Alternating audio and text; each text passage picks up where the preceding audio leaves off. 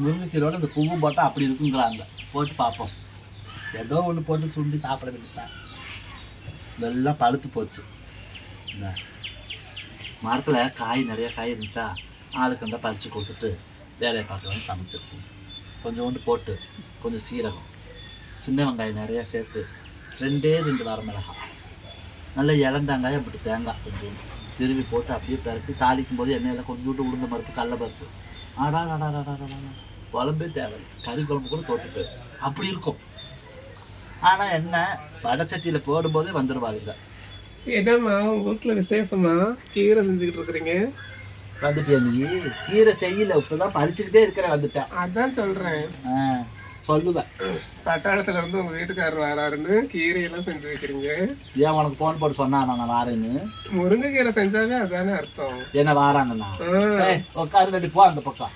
சொல்லுங்க. முருங்கை காய காணோம். அழிச்சு போடுவேன். முருங்கை காயில ஏதாவது பண்ணுங்க. முருங்கை காய், முருங்கை பூவெல்லாம் போட்டிருக்கிறீங்க.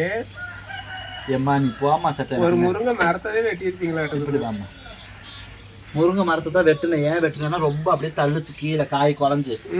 சரி அது வீணா போகுதுன்ட்டு ஆளுக்கு ரெண்டா பறிச்சு கொடுக்கலான்ட்டு. உங்க மரத்துல முருங்கைக்காய் கூட காய்க்குதா? இல்ல கேக்குறேன். இப்ப எல்லாம் இந்த சீசன்ல முருங்கைக்காய் காய்க்க மாட்டேங்குது, அதனால கேக்குறேன். எங்க வீட்டு மரத்துல எல்லாம் ஒரு காய் கூட காய்க்க மாட்டேங்குது. என்ன காய்க்குது உங்க வீட்டு மரத்துல எல்லாம்? இந்த இலை முருங்கை இலை தான் இருக்குது. அது நீங்க இருக்கிற ஊர்ல தலைய கூட தலையாது. ஆமா, முருங்கைக்காயே பார்க்க முடியல. அதான் நீங்க என்னமோ நிறைய காய்ச்சி தள்ளுதுங்கிறீங்க.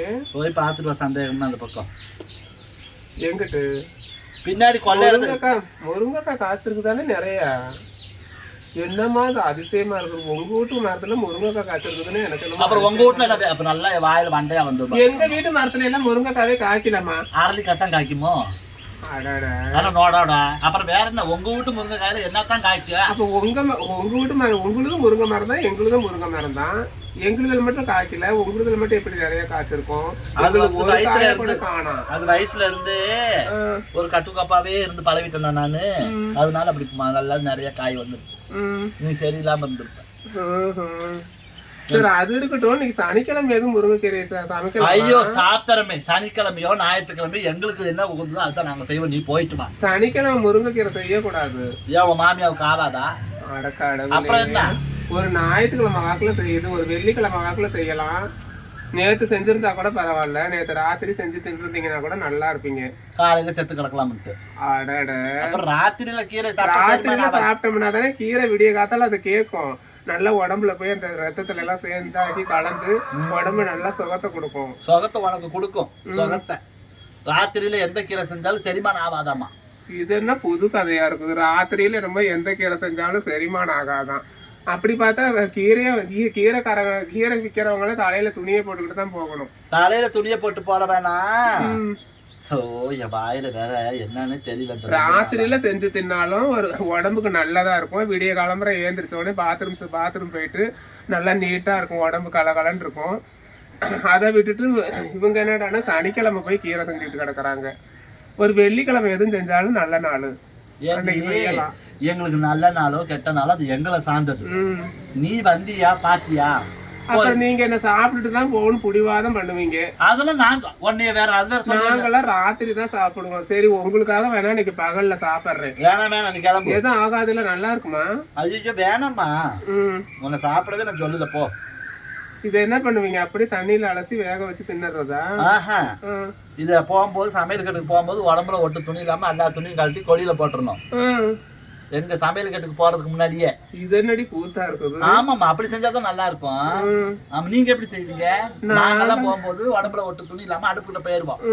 அங்க போய் வடசட்டி அடுப்புல வச்சதுக்கு அப்புறம் எண்ணெய் காஞ்சதுக்கு அப்புறம் தான் அப்புறம் சாமியை கும்பிட்டு அடுப்பை 3 ரவுண்ட் சுத்தி வரணும். சரி, சுத்தி வந்து கடுகு பொரியல எண்ணெயில போட்டு பொரிய கூடாது. என்னது கடுகு பொரியாம செய்வீங்களா? கடுகு பொரியாம இருந்தாதான் கரெக்டா இருக்கு, சுத்தமா இருக்குன்னு அர்த்தம். போங்க, இது என்னமோ உலக அதிசயமா இருக்குது நீங்க சொல்றது. எங்கேயாவது எண்ணெய் காஞ்சோடனே கடுகு போட்டு அது பொரிஞ்சதுக்கு அப்புறம் தான் வெங்காயம் போடுவாங்க, வரமிளகாய் போடுவாங்க. இதெல்லாம் இவங்களுக்கு தெரியாது. இப்ப எண்ணெயில எண்ணெய் காஞ்சதுக்கு அப்புறம் கடுகு போட்டு கடுகு பொரிஞ்சதான் அவங்க போடுவோன்னு சொன்னா நீ என்ன சொல்லுவ? ஐயோ நீங்க போட்டா கடுகு பொரியுமா, நாங்க போட்டா பொரியாது நீ வருவ. அதுக்குதான் முன்கூட்டியே நான் சொல்லிக்கிட்டேன். அப்படியா? வதண்டவாதம் பேசுறதுக்குன்னே இன்னும் கொஞ்சம் போனா அதுல தேங்காயும் போடுவேன் அடக்குது. இதுக்கு கீரைக்கு தேங்காய் எதுவும் போட்டுறாதீங்க, அவ்வளவுதான். நீங்க என்ன கோலமாவு போடுவீங்களோ? கடவுளே, தேங்காய் போட்டு கீரை செய்யக்கூடாதுமா, அது சாமிக்கு படைக்கிற பொருள். தேங்காய் கீரைக்கு போய் போடலாமா? கறி குழம்புக்கு ஆட்டுக்கறிக்கும் கோழிக்கறிக்கும் போட்டா மண்டி போட்டுட்டு வலுப்புன்னு சாப்பிடுறீங்க, அப்ப எப்படி போடாது? சாமிக்கு வந்தது இல்லையா? ஐயோ, கறி வேற, இது வேறமா? ஓஹோ, தேங்காய் சாமிக்கு உகந்ததாச்சே, கறி குழம்புக்கு எப்படி போடுற? இறைச்சிக்கு கவிச்சைக்கு அது கேட்டேன். ஏமா, இந்த கவிச்சைக்கு அது போட்டோம்னா கொஞ்சம் டேஸ்ட் கிடைக்கும். இதுல போட்டோம்னா தேங்காய கீரையோட சேர்த்தோம்னா சாமி கோவிச்சுக்குன்னு சொல்லுவாங்க. அப்படி? ஆமா. கறி குழம்புல போடும்போது சாமி 2 நாளைக்கு லீவ் எடுத்துக்கிட்டு சுத்தி பார்க்க எங்கேயாவது ஊருக்கு போயிடும். அது கறி செத்ததுக்கு அப்புறம் போடுறோம். இது உயிரோட இருக்கிற தலையில நீங்க இது பண்றீங்க. ஆமா, இப்ப நான் பறிக்க நடந்து பள்ளிக்கூடமும் பால்வாடியும் போயிட்டு வருது இந்த கீரை. ஏய், காலையில பாடாவாதி எந்த பக்கம் போய் தொலைக்கிறதுக்கு வந்து ஆரஞ்சு. அது எப்படி ஒருத்தருக்கு தெரியலன்னா சொல்லி கொடுத்துதான் நம்ம செய்ய சொல்லணும். சுமதியே, நான்லாம் கீரை செய்யறதுல அப்படி செய்வேன். செய்வ நீ. சுமதியே, அந்த ஊடு கூட்டுற விளக்க மாத்தி வாசம் கூட்டுற விளக்க மாத்தி எடுத்துக்கிட்டு பா. ஊடு கூட்டுற விளக்க மாதிரி வாசம் கூட்டுற விளக்க மாதிரி எடுத்துக்கிட்டு. அது இதெல்லாம் கூட்டுறீங்களா? இந்த கூட்டணும் நல்லா, இப்ப மேல இருந்து கீழே வரைக்கும் கூட்டி தான் அனுப்புவேன் பாரு. சரி, அதான் நான் எனக்கு தெரிஞ்ச மாதிரியாவது சொல்றேன், அது மாதிரியாவது செஞ்சு சாப்பிடுங்க. இந்த சாப்பிட தான் போறேன். நீங்க பாட்டு கடலெண்ணையும் தேங்காய் எண்ணெயும் ஊற்றி இது கீரையை கெடுத்துறாதீங்க. வேப்பெண்ணெய் மட்டும் 1 ஸ்பூன் ஊத்துங்க போதும், ரொம்ப ஊற்றக்கூடாது. அந்த கசப்புக்கு உள்ளர புழு பூச்செல்லாம் இருந்ததுன்னா செத்து போயிடும். சாவ வேண்டியதெல்லாம் நடமாடுது, இதுதான் சாவணும் முதல்ல. இப்ப புழுவும் பூச்சும்.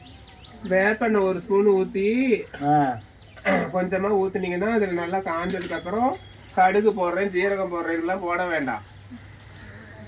அப்படியே உட்காரு, இங்க வா. ஏங்கம்மா உட்காரு, கொஞ்சம் பேசணும், நிறைய பேசணும். உட்காரு. ஏமா, வந்தவங்க வந்திருக்கிற நீங்க விளக்கமா தாண்டி நீங்க போக கூடாது. உட்காருங்க. இது என்னடி கூத்தா இருக்குது? தெரியாததுக்கு சொல்லி கொடுத்துட்டு போலான்னு வந்தா ஏனி இன்னைக்குன்னு பார்த்து கீரை செய்யறாளுங்கடி சுமதி. எனக்கு செய்யக்கூடாதா? ஐயோ அம்மா, அம்மா என் குருபாய் அவ இருக்கிறாள்லம்மா, அவளதான் அவன்னு சொல்றேன். என்னடி இப்ப நான் கேட்டேன், விளக்கமாத்த தூக்கிட்டு வந்துட்டேன் உடனே. நீ எங்க அம்மா தான் எடுத்துட்டு சொன்னாங்க. அதுக்குன்னு விளக்கமாற வீட்டுக்கு வந்திருக்காங்களே, அவங்க முன்னாடி விளக்கமாற போடலாமா? நீ போய் மருதமலை பக்கம் போனீங்கன்னா நல்ல மயில் தொகை எல்லாம் கிடக்கும். ஒரு 15-20 தொகை சேர்த்து ஒரே கட்டா கட்டிட்டு வந்து அம்மாவுக்கு விசிறி விடு மகாராணிக்கு. அடே அப்பா, வானத்துல உள்ள விண்மீனுக்கு கூட ஒரு ஒச்சம் சொல்லலாம், உன் அளவுக்கு ஒச்சன்னே சொல்ல முடியாது. ஆட்சி வேற காமிக்கிறேன். ஆமா. இது என்ன? சரி, உங்களுக்கு எத்தனை குழந்தைங்க நான் கேக்குறேன். இப்ப அதுக்கு என்ன உனக்கு பிரச்சனை? இல்ல சொல்லுங்க, எத்தனை குழந்தை? நீ என்ன வேலைக்கு வந்தியோ அந்த வேலையை பார்த்துட்டு போயிட்டு அப்படிலாம் போக முடியாது. ஒரு நல்ல விஷயத்த 4 விஷயத்த சொல்லிட்டு போலான்னு வந்தேன். என்ன நீ சாலகம் பாக்குறியா, சோசியம் பாக்குறியா? நான் எங்க போனாலுமே 4 பேருக்கு நல்ல விஷயம் சொல்லிட்டு தான் வருவேன். சொல்லுங்க, கேக்குறத பதில் சொல்லுங்க. எத்தனை குழந்தைங்கன்னு கேட்டா சொல்றது தெரியவே தெரியாது. நிர்மூலமா போவ, உனக்கு தெரியாதா? பையன் 1 பொண்ணு 1. பொண்ணு பிறந்ததுக்கு அப்புறம் பையன் பிறந்துச்சா? பையன் பிறந்ததுக்கு அப்புறம் பொண்ணு பிறந்துச்சா? இவ ஒருத்தி பையன் 1 கையை காமிச்சு. சரி, அது கிடக்கட்டும். பையன் பிறந்ததுக்கு அப்புறம் பொண்ணா இல்ல பொண்ணு பிறந்ததுக்கு அப்புறம் பையனா? என்ன இவருக்கு வரமுறையே தெரியாதாடி? முதல்ல என் மாவன் அவனுக்கு தான் சாந்தியை கட்டிட்டு வந்தேன், என் மருமவள. அந்த வரிச்சு குச்சி ஆட்டா ஒல்லியா இப்ப கூட உன்னை பெத்து போட்டுருக்காளே அவத்தான். அவ 1. சரி, அவ புருஷன் தான் முதல்ல. 2வது இந்த இருக்குது பாரு சீமை. உலகத்திலேயே இல்லாத சீதையை நான் பெத்து எடுத்து கல்யாணம் தான் கட்டி கொடுத்ததுல இருந்து இன்னும் மறுபடி கூட போகல அந்த வீட்டுக்கு. புருஷன் வீட்டுக்கு அனுப்பினாதான் புள்ள இருக்கும். இங்க வீட்லயே வச்சுக்கிட்டா எப்படி புள்ள இருக்கும்? இப்ப குழந்தை இல்லன்னு உன்கிட்ட கேட்டோமா? ஏமா, இதெல்லாம் ஒரு நடைமுறைய சொன்னா என்னடி இப்படி கோச்சுக்கிறாங்க உங்க அம்மா? வேற கேள்வி இருக்குதா? முடிஞ்சுச்சா? என்னடி அவருக்கு எடுத்துக்க வேற கேள்வி இருக்குதான்னு? இல்ல சரி, அது கிடக்கட்டும். பட்டாளத்துல பிறந்துச்சா இல்ல இங்கயா? உங்களுக்கு புரியல. 2 பிள்ளைங்கன்னு சொன்னீங்களே, பட்டாளத்துல பிறந்ததா இல்ல இங்க பிறந்ததா? என்னடி பட்டாளத்துலன்னா? பட்டாளத்துல என்னடி இது? பட்டாளத்துல என்ன தெரியாதா? உங்க அம்மாவே கேளு, சொல்லுவாங்க. எங்க வேலைக்கு போயிருக்கிறாங்கல்ல பட்டாளத்துல, அந்த ஊர்ல இருந்து என்னடி கேக்குற? எனக்கு புரியல. பட்டாளத்துல இருந்து வர்றாருன்னு தானே நீங்க முருங்கைக்கீரை செய்யறீங்க. அதான் அந்த புள்ள 2 பிறந்திருக்குன்னு சொன்னீங்கல்ல, அது அங்கேயே பிறந்ததா இல்ல இங்க பிறந்ததான்னு கேக்குறேன். என்ன சாத்தலாம்? அங்க பிறக்கலையா? வேலைக்கு தான் அவர் அங்க போயிருக்கிறாரு. அட கடவுளே, அது இந்த கதையை கட்டியா? வேற கல்யாணம் முடிச்சிருக்கிறானாமா யாருமா? கொப்பை. அப்பாவா? அது அரசல் புரசலா வருது, அப்புறமா பகிரங்கமா வரல. உன் மகன் இருக்கிற மாதிரி தான் அவங்க அப்பாவும் இருப்பாங்க.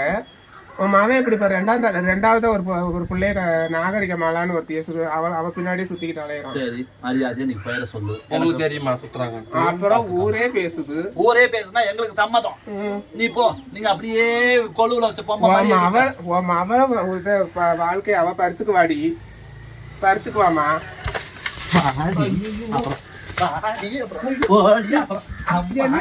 என்னடி எங்க பாரு, உங்க அம்மா இப்படி எல்லாம் அடிக்கலாமா? சொல்லுடி, நான் என்ன தப்பா கேட்டுட்டு அம்மா சொல்லிட்டு உங்க அம்மா இப்படி எல்லாம் பேசலாமா? ஒன்னே தாண்டி நான் பேசுறேன், அந்த பேசுறேன் நான் பேச மாட்டாடி. குத்தி போடுங்க அப்படியே. ஆமா போடி, உங்களுக்கு ஒரு நல்ல விஷயம் சொல்லிட்டு போலான்னு வந்தா சொல்லாத. இந்த நாகரிக மாலா வீட்டுக்குள்ள விட்டுக்கிட்டு ஆட்டிட்டு கிடக்குறீங்க. அது எதுல போய் முடியுதோ தெரியல. ஆமா, நான் அவன் எதுவும் வயிறு வீங்கி போய் வந்துட்டு போறா. ஐயோ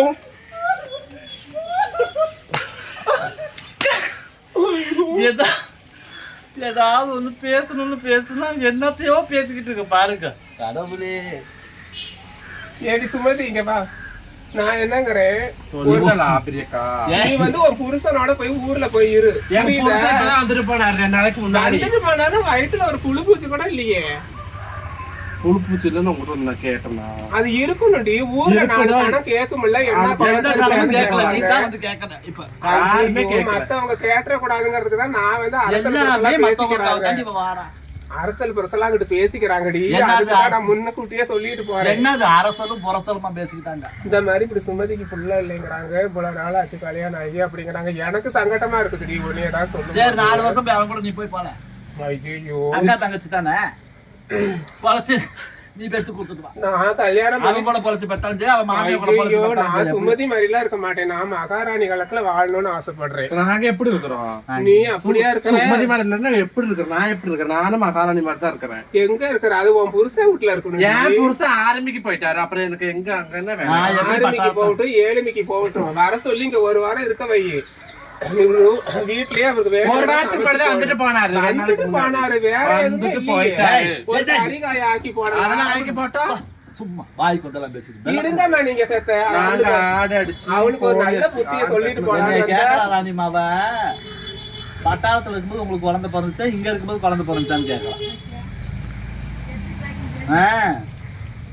நான் என்னங்கிறேன், அவரை வர சொல்லி அவரோட குடும்பம் நடத்தி இப்பதான் வந்துட்டு போனாருங்கறல. வந்துட்டு போறதுக்கு எதுக்கு கல்யாணம் பண்ணிக்கிட்டேன்? அப்படிதான் இருக்கணும். ஆமா ஆமா, எங்க மாமியார் கூட என்னால இருக்க முடியல. ஏன் ஐயோ கொடுமை.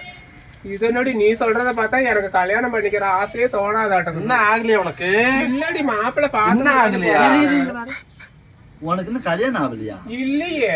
இவளுக்கு நடக்கிறதெல்லாம் பார்த்தா எனக்கு ஆகாதவனு பயமா இருக்கு. இனி என்னத்துக்கு 7 அடி அடிச்சு போர்ல போட்டாச்சு. இன்னும் 2 வருஷம் போனா காப்பே காய்ச்சிரும். ஐயோ, இவளுக்கு இப்படி நடக்குது. நாளைக்கு நான் கல்யாணம் பண்ணிட்டு போனாலும் இந்த மாதிரி தானே இருக்கும். எனக்கு பயமா இருக்குது. மாப்பிள்ளை வேற வந்துகிட்டே இருக்கிறாங்க. கடைசி வரைக்கும் வந்துகிட்டு தான் இருப்பாங்க. எவனும் வானு கூட்டிட்டு அவனை போக மாட்டான். போய் எதிர்த்து போதாங்கிட்டு அது எப்படிமா போக முடியும்? வாங்கித்தான் போவியா? இந்த பாருடி, நான் சொல்றேன், அவரை வர சொல்லி நீ தனியா பேசுடி. உங்க அம்மா விட்டு அங்கிட்ட அனுப்பிடு. அவர் இப்பதான் வந்துட்டு போனாரு. அவர் வரும்போதெல்லாம் உங்க அம்மா எதுக்கிட்டீங்க வீட்டுக்கு? இல்ல, எங்க அம்மா என்ன கேக்குறேன்னா, அவ புள்ள பெக்கிறா, பெக்காம போறா, அவன் கூட வாழ்றா, வாழுல. உனக்கு அதனால வந்தது என்ன? உனக்கு கஷ்டமா, உன் ஃப்ரெண்டு, உனக்கு தங்கச்சி உனக்கு ரொம்ப கஷ்டமா இருந்தா அவன் கூட பொழைச்சு நீ புள்ள பெத்து கொடு. இல்லாட்டி அவன் மாமியா கூட போய் நீ போய் போ வெளியே. ஐயோ, என்னடி கிளம்பு போடி. நாங்க முருங்கை எடுத்து பறிச்சு தங்க போடி. நீங்க எப்படி உங்களுக்கு எல்லாம் நல்ல விஷயம் சொல்ல வந்தோம்னா